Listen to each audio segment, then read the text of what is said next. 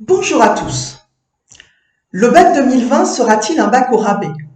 C'est ce que l'on peut entendre ou lire dans la presse.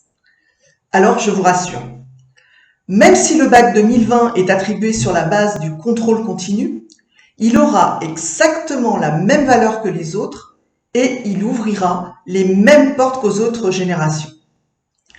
Donc, avoir le bac 2020 obtenu à 100% en contrôle continu ne sera pas un handicap ni pour la suite de votre scolarité, ni pour votre vie professionnelle. Et je vais vous expliquer pourquoi. Pour l'accès à l'enseignement supérieur, la sélection ne se fait pas avec le bac. Comme vous le savez, avec Parcoursup, la sélection se fait à partir des bulletins de la classe de première et des 2 bulletins de la classe de terminale.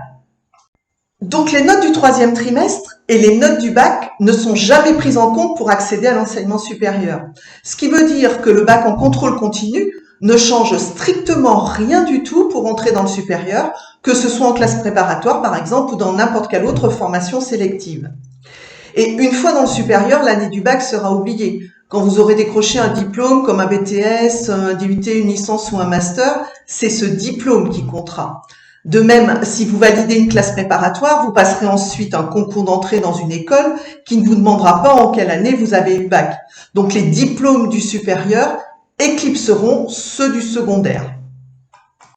Et me direz-vous, qu'en sera-t-il plus tard quand je rentrerai sur le marché du travail? Alors quand vous enverrez votre candidature pour un poste, il y aura peut-être des candidats qui auront eu le bac en 2019 ou en 2022.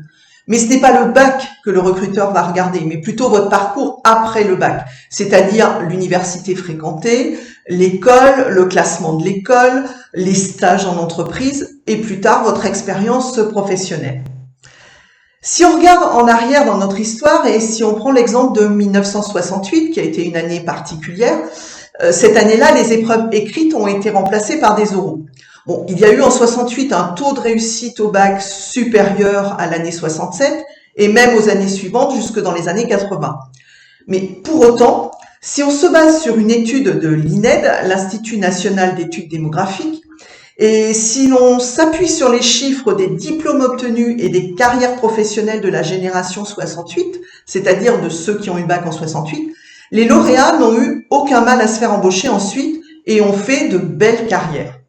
Donc, dans votre vie professionnelle, personne ne va vous poser la question de savoir en quelle année vous avez eu le bac, si vous l'avez eu au rattrapage, en redoublant ou même avec mention.